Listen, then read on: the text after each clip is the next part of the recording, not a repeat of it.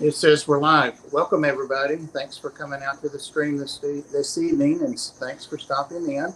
As you've seen on the thumbnail, Dan's Fish, Dan Hodnett, is our special guest this evening. Dan's been here before and always full of information, so really pleased that he would take the time out and come back this evening. So, uh, several of our regular panel are here, and I expect a couple more. Skippers is here. He's been working a lot extra, so he hasn't been in a bit. But Dee Dee's, she's working it for sure, but she's here every time she can get here. And there's Susie Q. We follow her, so she's right before us every week. So check out all of these awesome channels if you haven't. And we've got awesome moderators in the stream, the least of which is not Huawei.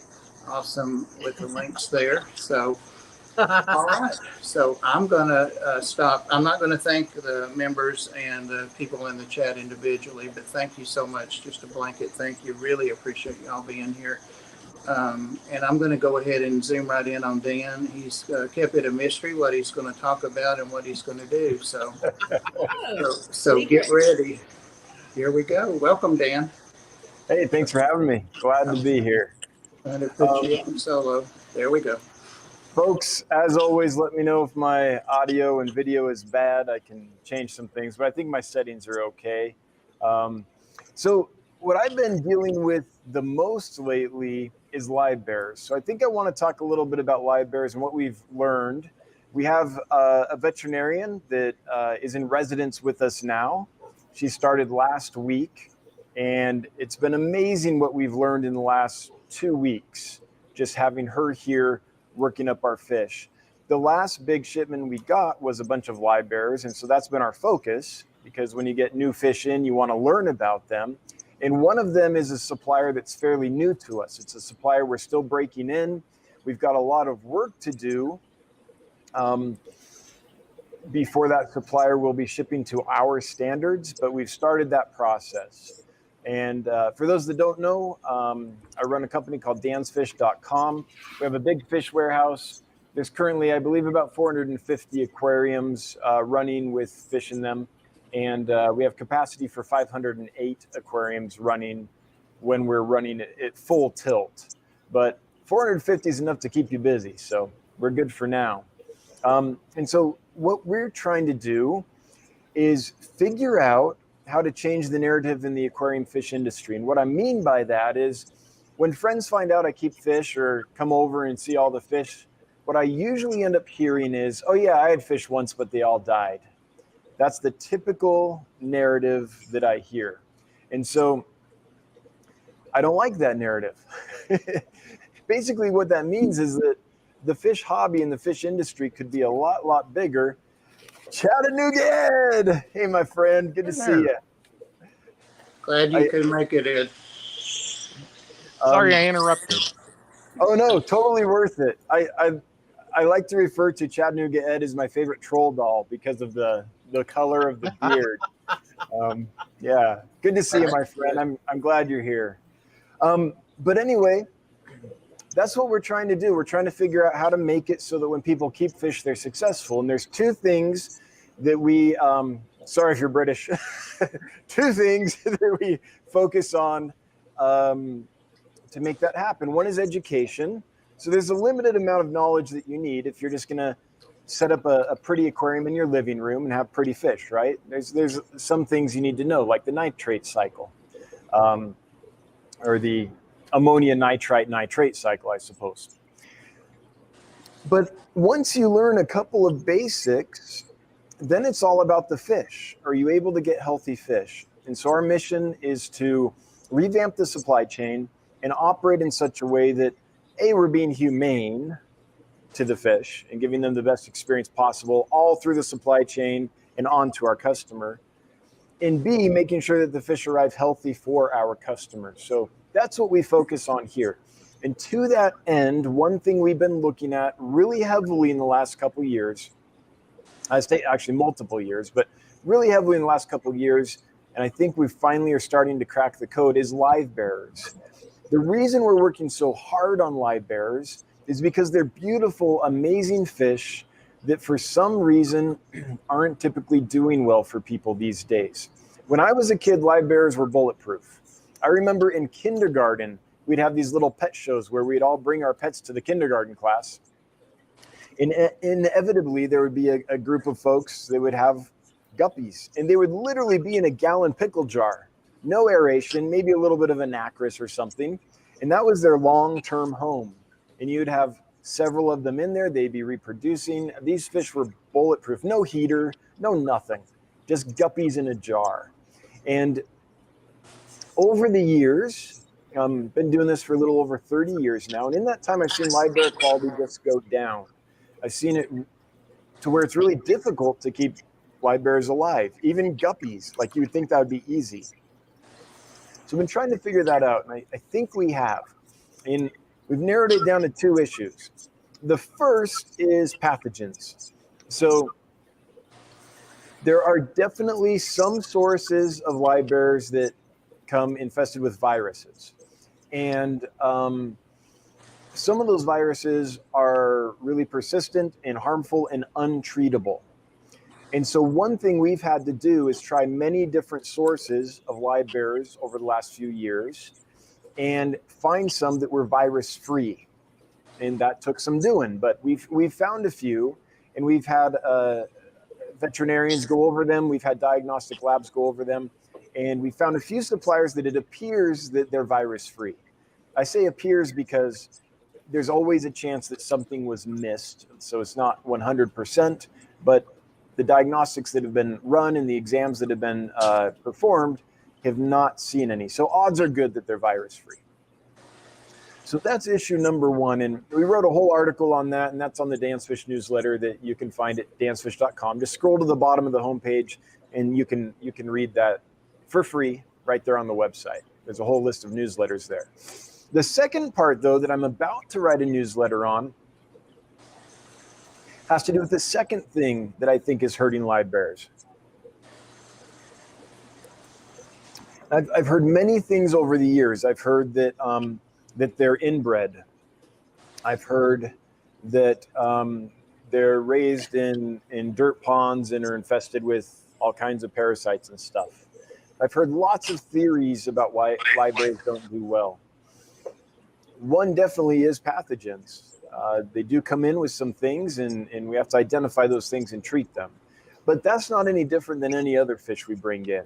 It's very rare, I would say, that a fish comes in clean, and we're learning that in spades, especially now that we have a veterinarian working with us here on the premises, doing lots of exams every day and finding all kinds of stuff.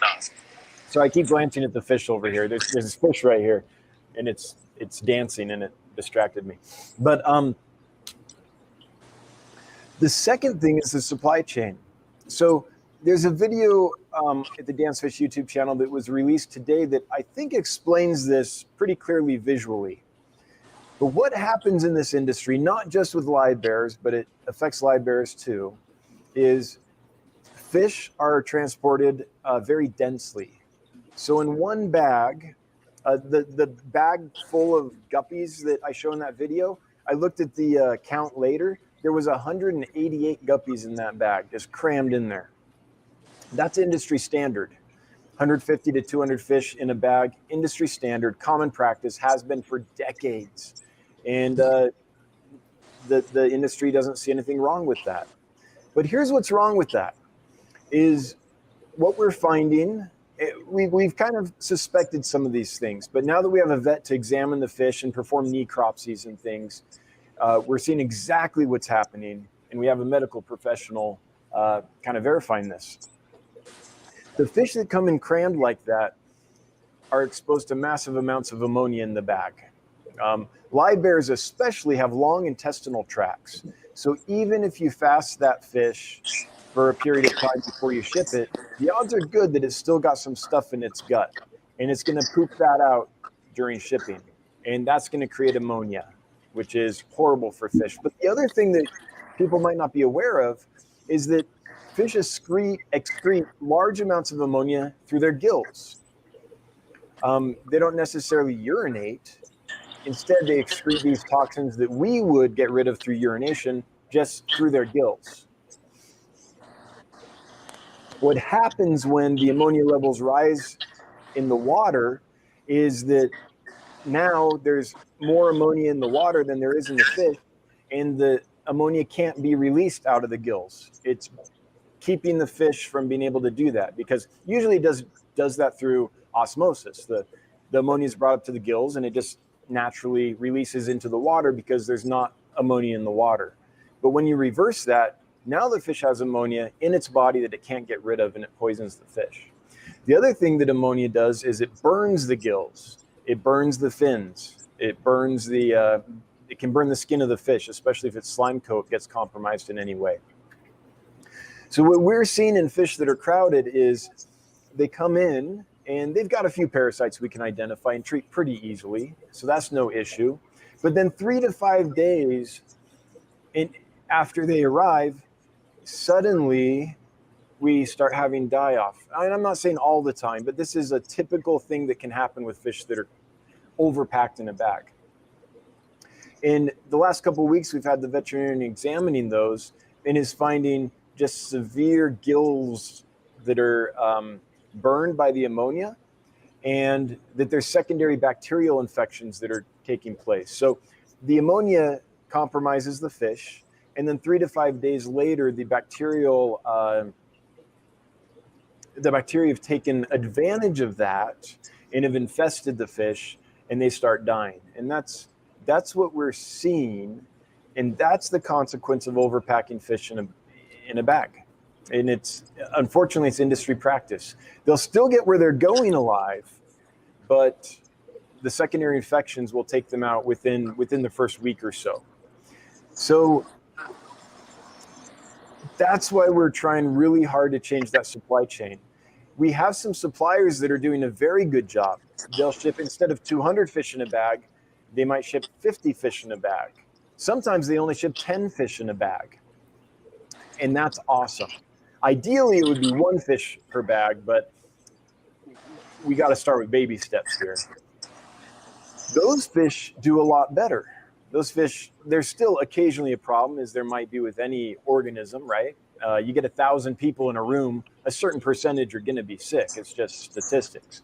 But there's a lot less problems, a lot less damage. Those fish fare much better when they're packed in less density. So that's what we're dealing with now, is trying to figure out how to try new suppliers, try to figure out how to work with them so the fish that get to us have been sourced in a way that's responsible and doesn't just lead to ammonia burn, which leads to secondary bacterial infections.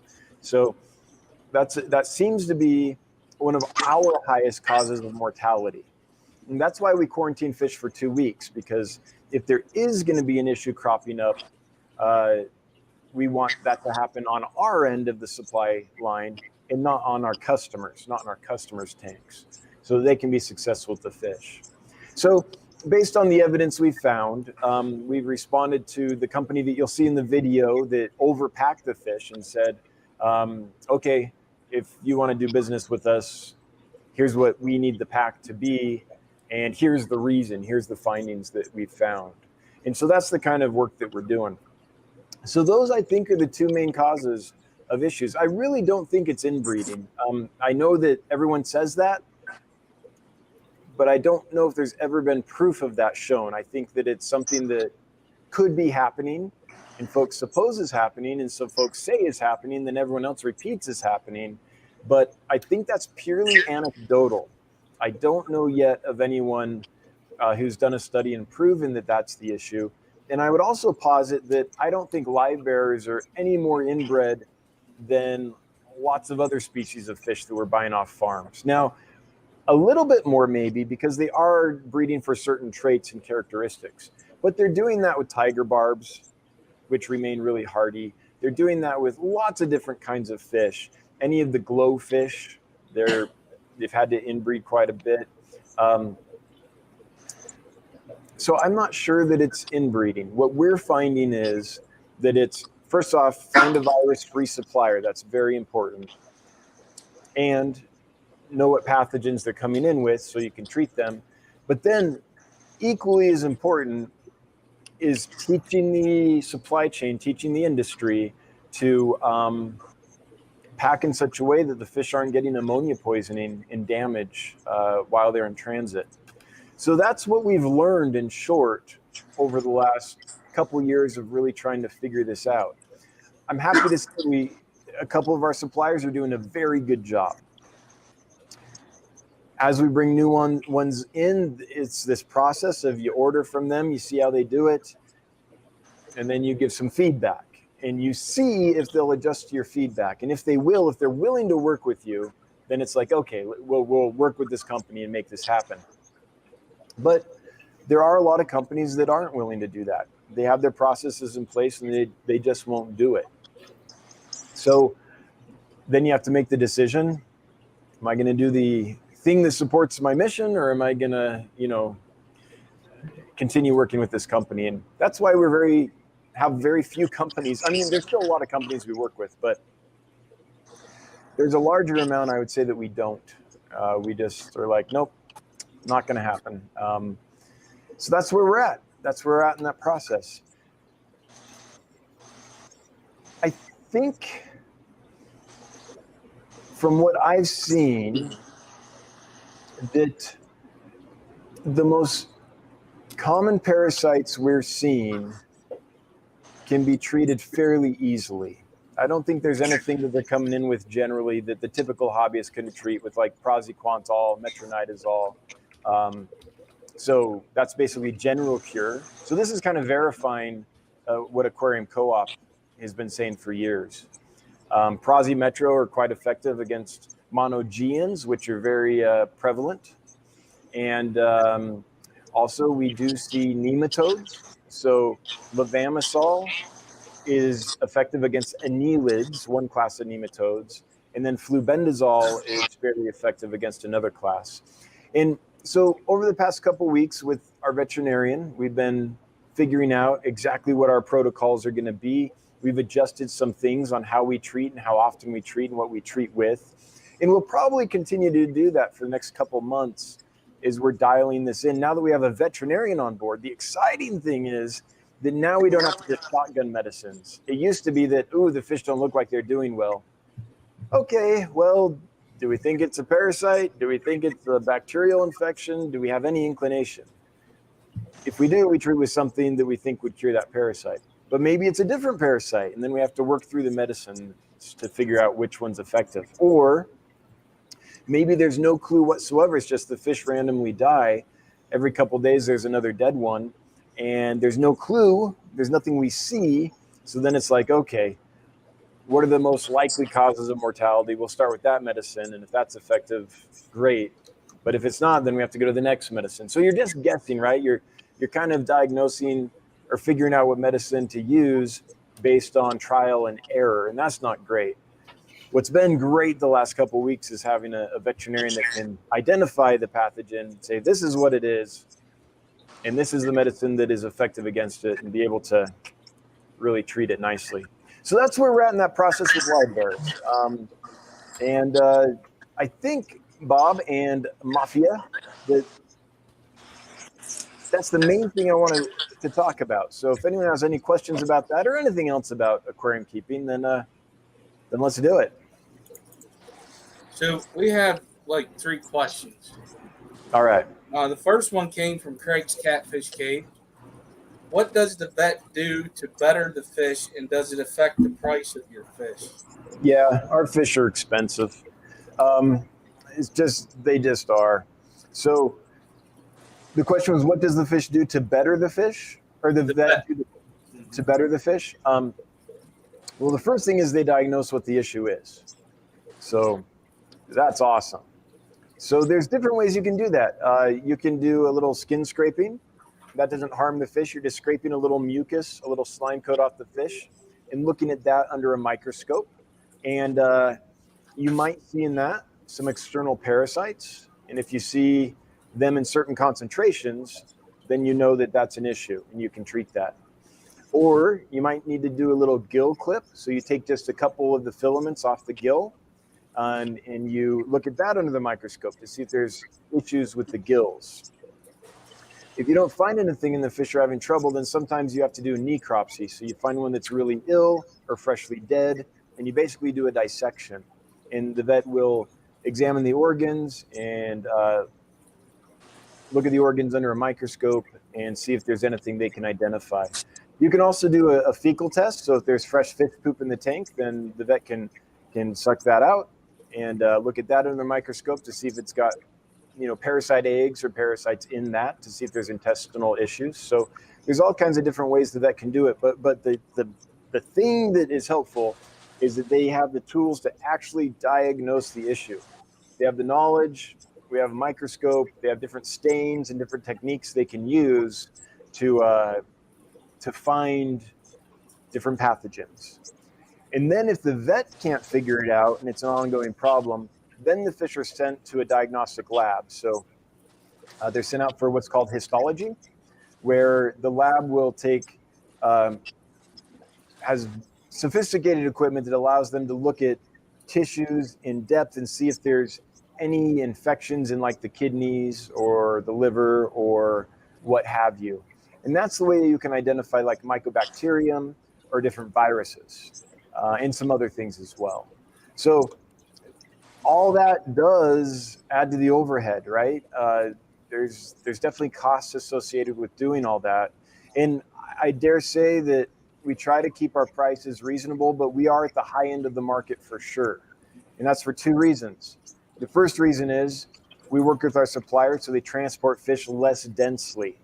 So if there's usually, 1,000 fish in a wholesale box when it's shipped to you, and for us, they're sending only 250 or even 500 fish, you just doubled or tripled your freight cost, right? Quadrupled your freight cost. And so freight cost is really high. If we're bringing a box of fish in from, Taiwan, the freight might be $450 on a single box. So if you put 1,000 fish in there, the cost per fish is fairly low. If you're saying, no, we want this done ethically, we'll pay the extra freight, and they only put, call it 500 for easy math, you just doubled the cost of freight per fish. So your landing cost is a lot higher. And that means you have to put your markup higher to make your margins, to make your business work. So definitely we're more expensive. Our hope is that the fish we send to our customers will thrive for them long term and actually save them money long term, so that instead of searching for a bargain but getting fish that haven't been as humanely sourced, they've probably been densely packed if they're less expensive, and I definitely have not been examined by a veterinarian or a laboratory. I can guarantee that almost 100%. Then the odds are that a lot of those fish might end up dying. So our philosophy is, let's do it right and have the customer buy the fish once and have them all live, instead of buying several times and I buy a dozen and maybe a couple live. I buy a dozen more, maybe a couple live, and I eventually end up with 6 or something like that. Now, that doesn't always happen. There are times you can buy fish from cheaper sources and they'll probably all be okay. But I doubt that they will be consistently okay, just because I know the supply chain and what it does to fish. And I'm aware of the value that working with a veterinarian has on fish health. So before this, the last 2 weeks, we've had a veterinarian here in residence at the fish warehouse, which has been awesome. But for a few years now, we've had a certified aquatic veterinarian on retainer. They're not here, they're in the next state over. So it's a little more difficult. But when we run into fish that we just can't figure out, we would send them to that veterinarian for diagnostics. So we've been doing it for a few years now, but now we can do it here on campus, and it's just a lot more effective. Okay, that makes sense. I mean, it definitely helps having that vet there to have everything taken care of a lot quicker. Mm-hmm. It helps you, and it also helps us as a buyer in the long run. Yeah. Can I jump in line, Skipper, ahead of everybody else before I lose my thought? Is the vet there full time, and does the vet see every fish, or just those you refer to the vet, or how does that process work? So the vet is here, arrives Thursday, and leaves on Sunday. So we get 2 full days and a little more each week with the veterinarian here. Yeah. Oh, that's And yeah, she walks and she looks at every tank and looks for any fish that might be struggling or fish that we've noticed we have concerns about. We'll give her a list. Or if there's new imports, she'll look at those. A lot of times new imports look great, but it could be tomorrow, could be 5 days from now that suddenly a problem will manifest. And if we can catch that problem before it manifests and treat it before it's such a critical mass that it's made the fish actually be symptomatic, such that we notice it, that's huge because we can catch it early and treat it before it, has a devastating impact. So, yeah. But her being there does add to the bottom line cost of the fish. Sure. Well, and diagnostics aren't cheap. Like if you send a fish off to a lab, it's expensive. Histology is not cheap. Yeah, you were talking about how. Oh, I'm sorry. No, go ahead. Go ahead.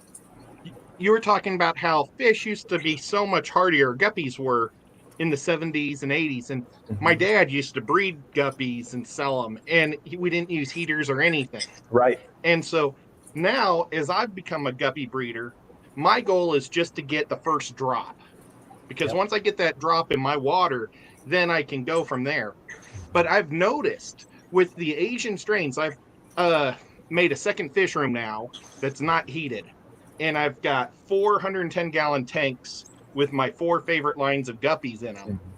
Well, 2 of them are Asian strains, and I'm trying to get them to reproduce at 72 degrees. And the Asian ones just are not. I've had them for several years. They're not, there's no parasites or anything like that. I think it's just part of their DNA that, they just look so much better than the fish we looked at in the 70s. They've been developing them so much in Asia where they're just incredibly beautiful. And I can get them to breed in 88-degree temperature, in 77 degrees, what they normally do. But as soon as I hit 72, I've had no breeding at all in 2 tanks. And then the 2 tanks that are a North American fish that I know that's been developed here, no problem at all. Yeah. And so I really think it's part of their DNA, just, for the developing of their line, because I can get them, used to the water. I just can't get them used to the cold. Yeah. I mean, I don't know enough to say anything definitive other than if you take an animal and keep it at a certain temperature for several generations, then yeah, it seems like it makes sense to me that they'd get accustomed to that.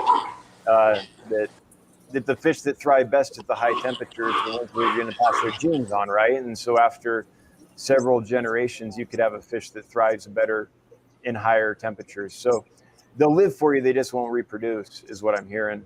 And yeah, so I mean, I don't know where in Asia they came from. There's lots of different climates in Asia. It's a big place. But if they came from Jakarta or Malaysia or, Bangkok or something, yeah, those places are hot. And they kind of never get cold. So, yeah, do that for 10 years. How many generations of guppies do you get each year? 12, let's say. So, that's 100 some odd generations. Yeah, I could see that happening. I don't know of any study or anything that's been done on it, but I guess we have a study sample size 4 that we can go off. Yeah. Okay. Dennis Christian asked, can fish recover from an ammonia burn?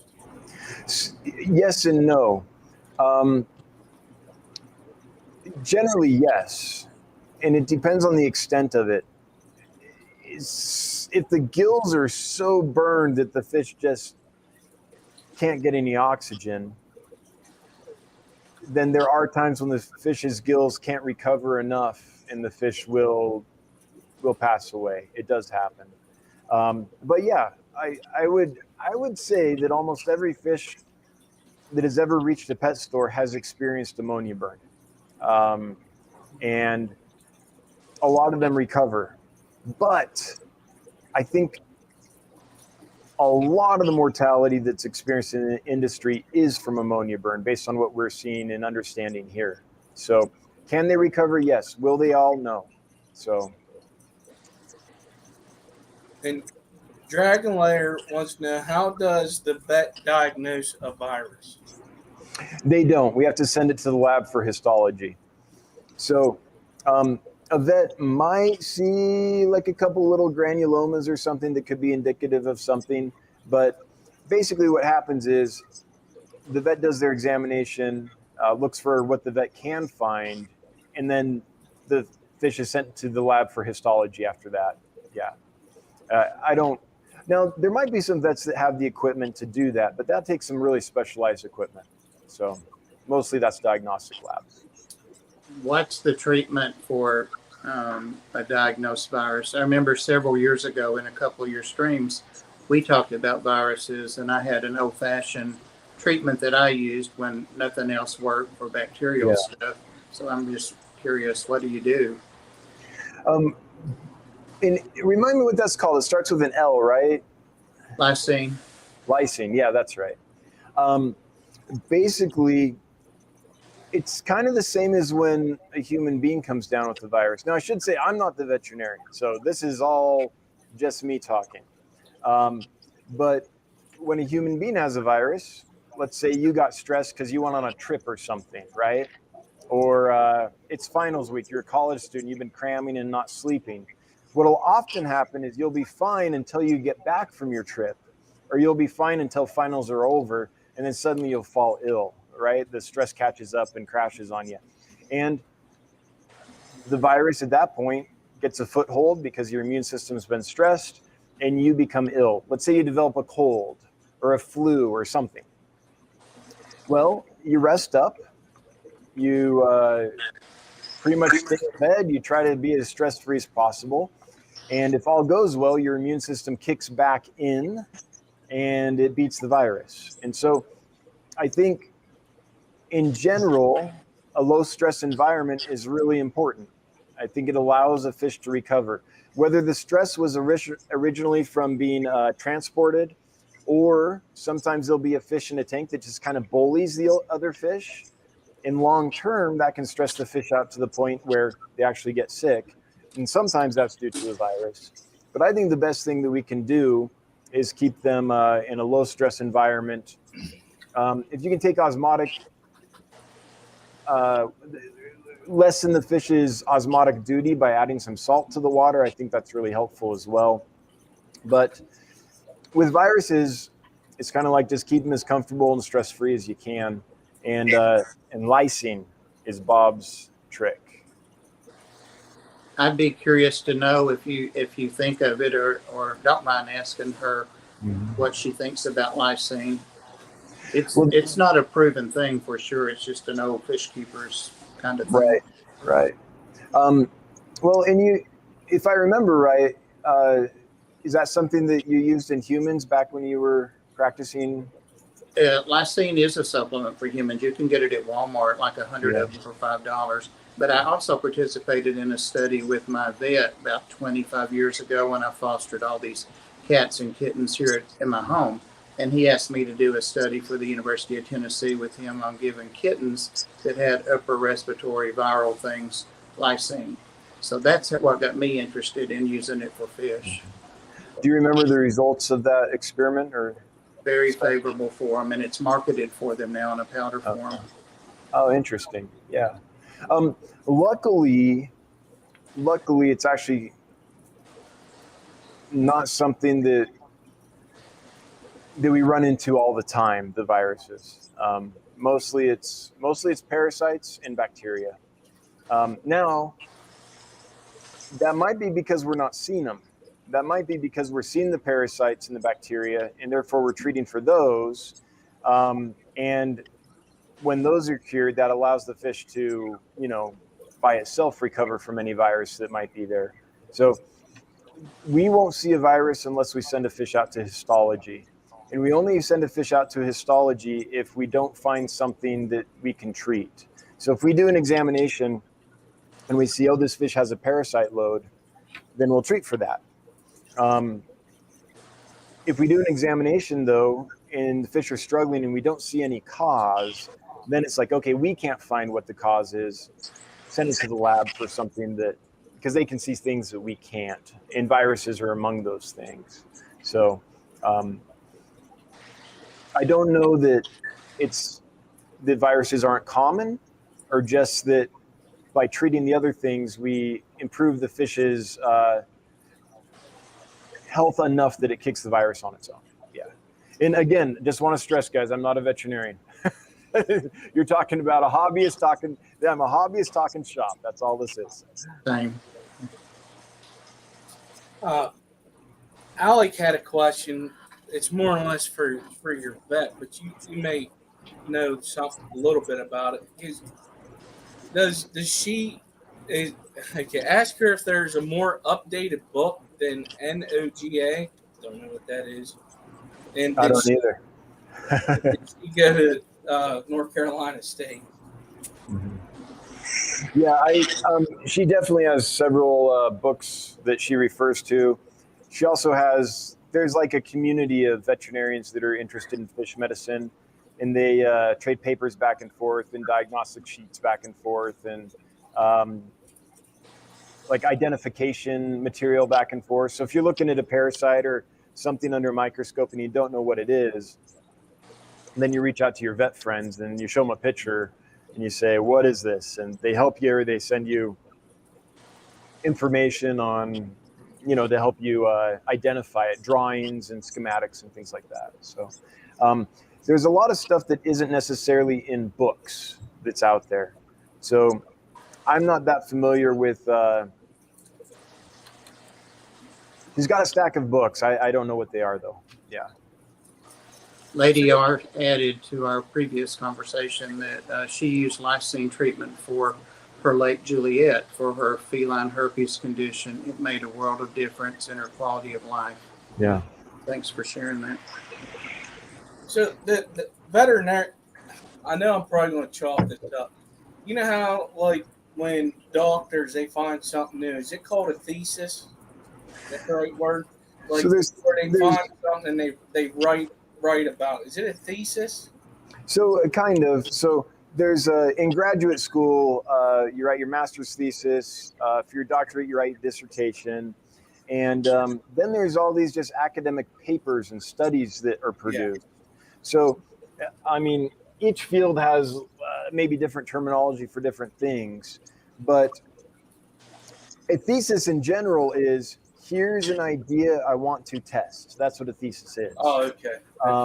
And then there's certain papers that, depending on what level you're writing at or what your status is in the institution, might be called a thesis as well.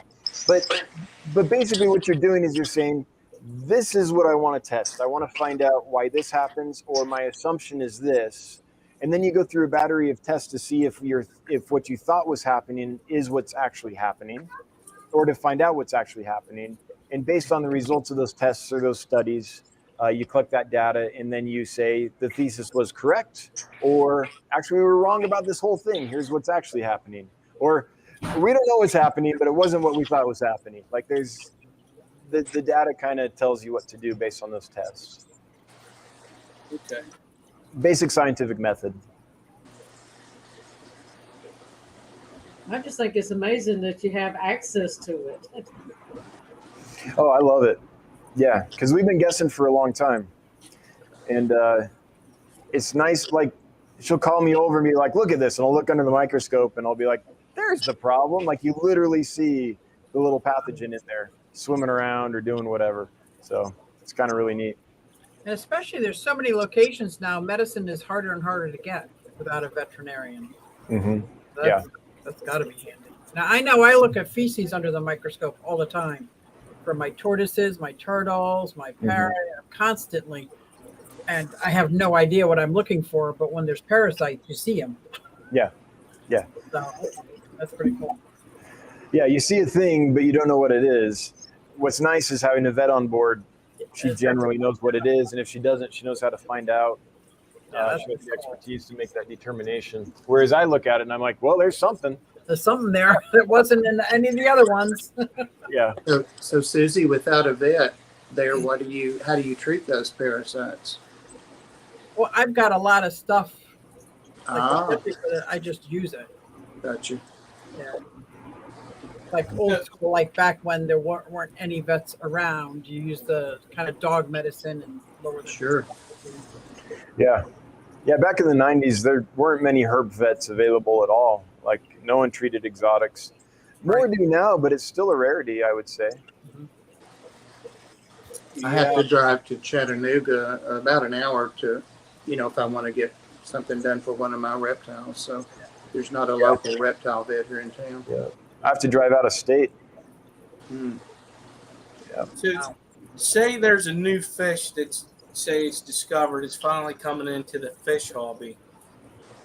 You guys and say you get this fish and you guys benefit having that vet there because I don't want to say it's what something comes up, they test it and you can figure out quicker how to take care of that issue, right? Oh yeah, sure. Not just for new and rare fish, but for every fish. Like, I would say that it's just as beneficial for a guppy as it is for like the newest, rarest rainbow fish that was just discovered. Like, this is what we do a very poor job of still. There's a couple things. You guys have probably heard this, but a couple things that are constantly frustrating in this hobby and industry. One is how fish are transported. There's ways to do it where the fish doesn't get ammonia poisoning and is very likely to recover very quickly on the other end from shipping. Stressful no matter what you do, but there's ways to do it successfully. It takes a lot of work. It's not a quick thing, and it's not economically feasible, which is why our fish are so expensive. And so that's why it's not something that everyone just automatically does, but it can happen. The other thing we do very poorly is fish medicine, really poorly.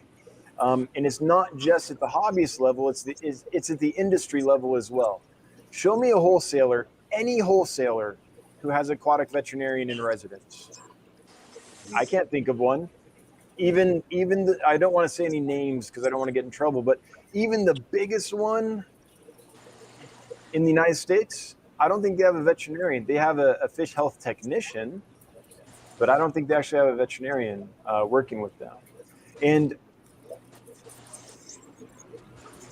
what's the incentive for veterinarians to go into fish medicine if there aren't then jobs they can get? You know what I mean?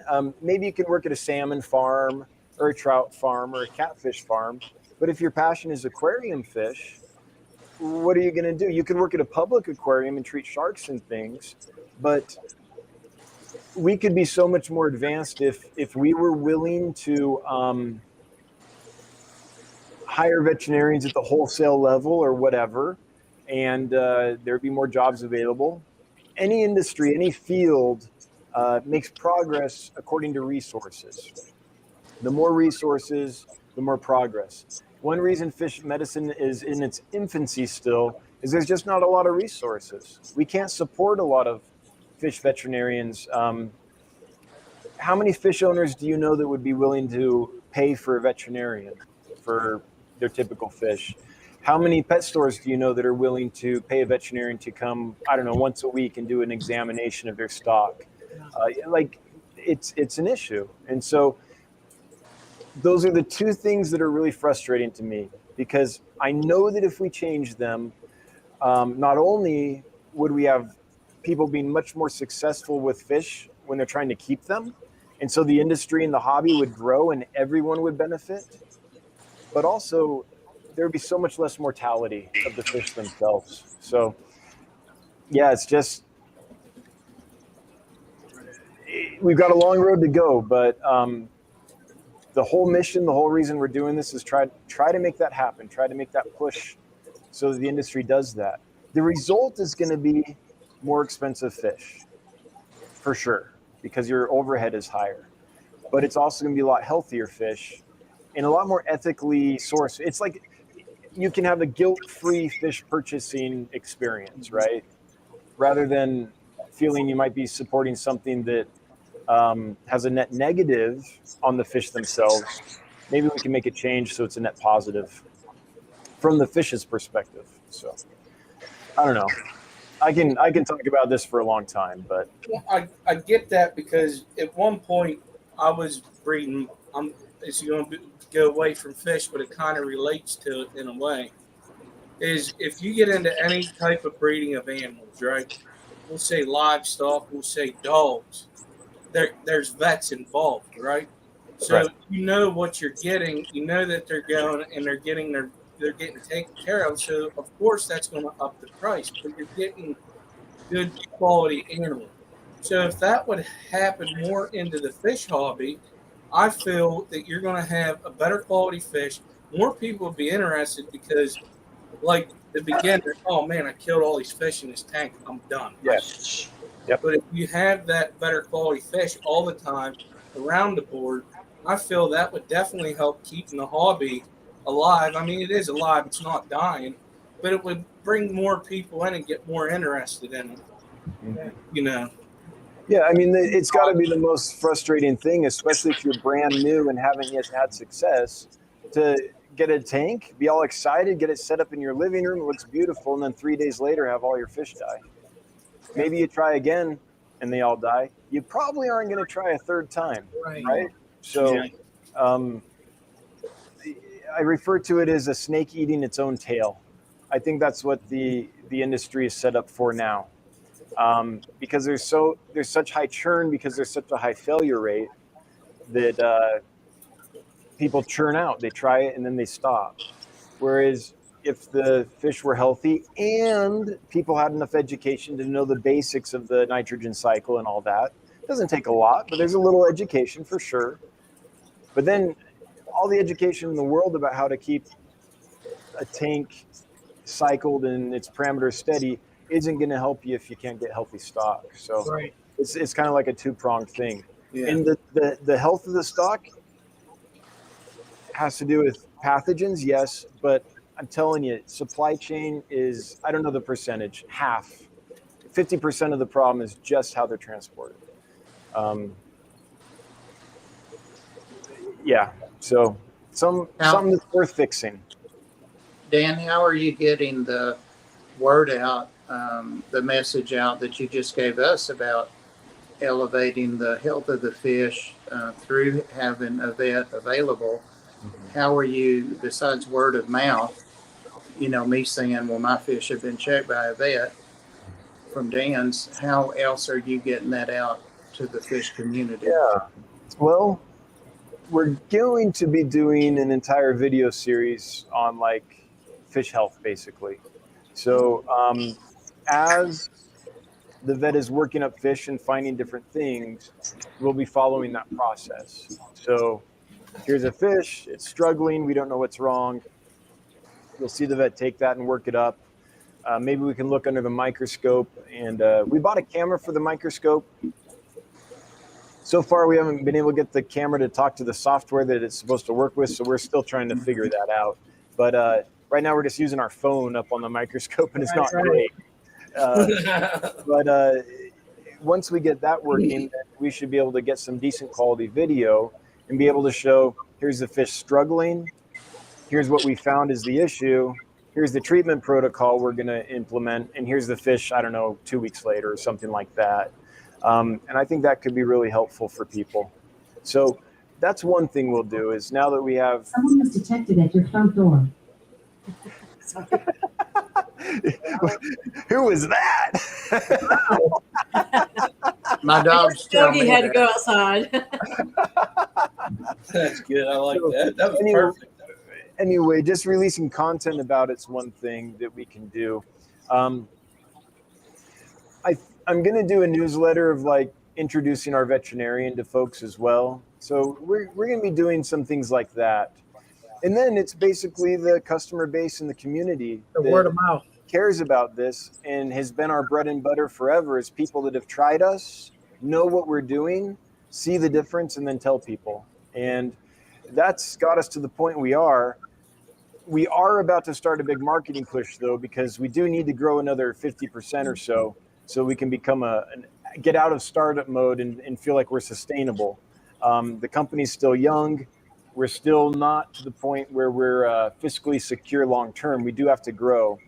Now that we've got our operations in place and going well, and we're fixing this, we're basically trying to get our fish losses down as much as we can. We've got the vet in place to help with that now. So the next step in our company's evolution or growth, or progress, I guess, is growth. It's marketing. And so we have a plan to roll out a marketing kit, and that's the next step for us. So the health of the fish and all that will be definitely part of that messaging. Maybe, sorry, go ahead. I just got some Rio Nene corridors from you this Oh, past yeah. week. Now, were those fish impacted by the overhead that's associated with the vets and all that? It's spread over all of our fish. So Well, I found it to be very, I wasn't shocked at the price at all. I mean, I thought it was pretty good actually. So, we for the do quality of in the some fish. species, yeah.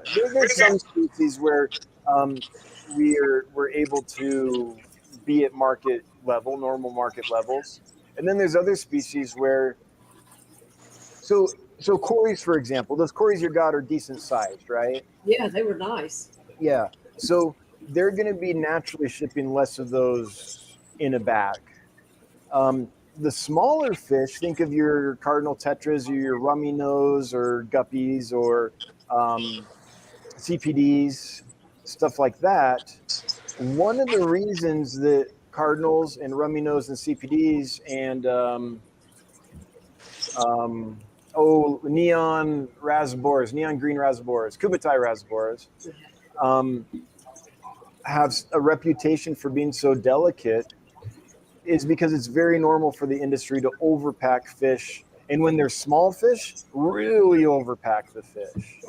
And so part of the reason we've been able to solve and get really consistently healthy rummy nose and cardinal tetras and things like that is because we work with the suppliers and say, okay, send us to them like half the density you'd normally ship them and other things like that.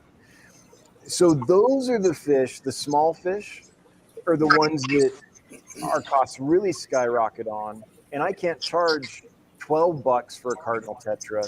So we have to spread that increased expense over all the fish. Makes sense. So now we do, sometimes they really do cram larger fish in a bag too, but generally it's the small ones that they're really like, you hold them up and you can't see through the bag at all. It's like, it's crazy.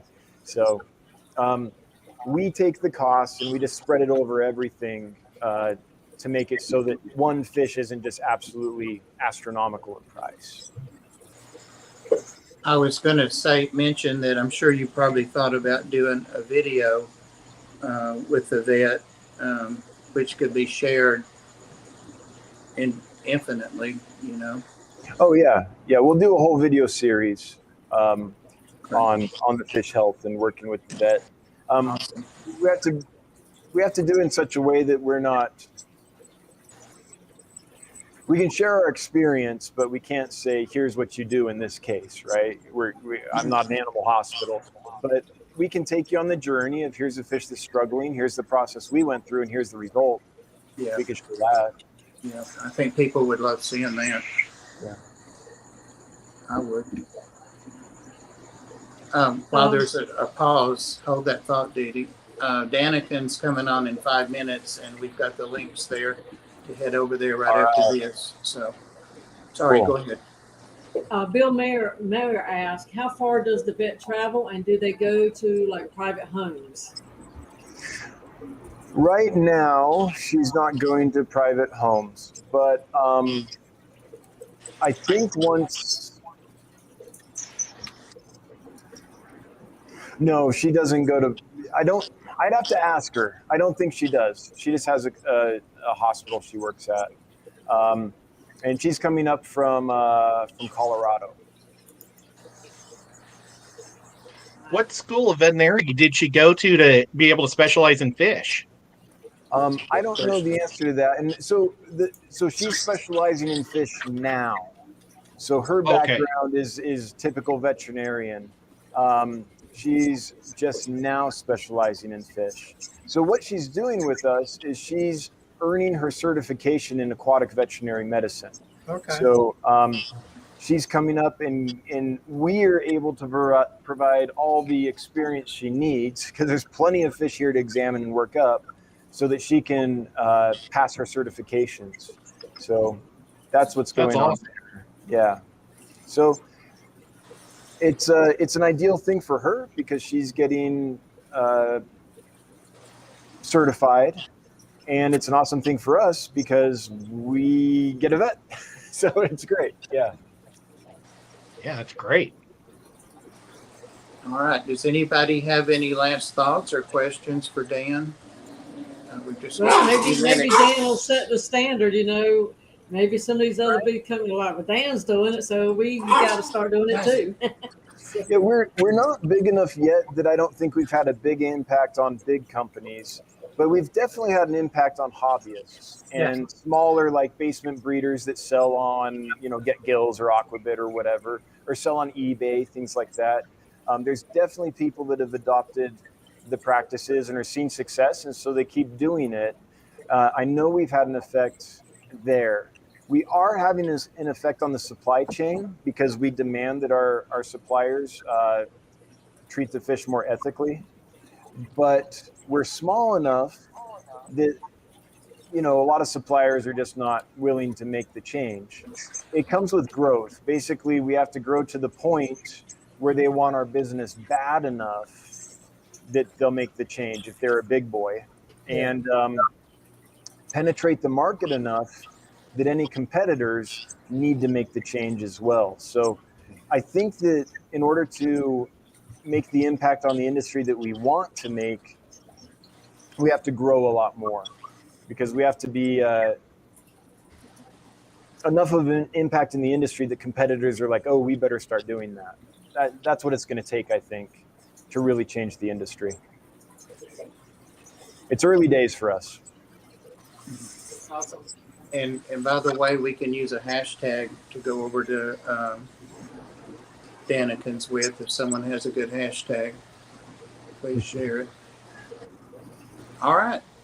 I'm going to go ahead and start closing us down. And Dan, thank you so much. I know how busy you are. Great stream. I know how busy you are, so I really appreciate you coming on. And, Hey, I was thrilled to do it. Yeah, glad to be here with y'all. Thank you so much. And panel, thank you as always. And again, all of these panelists, and Dan, if you guys aren't subscribed, you're missing something, trust me. Yeah.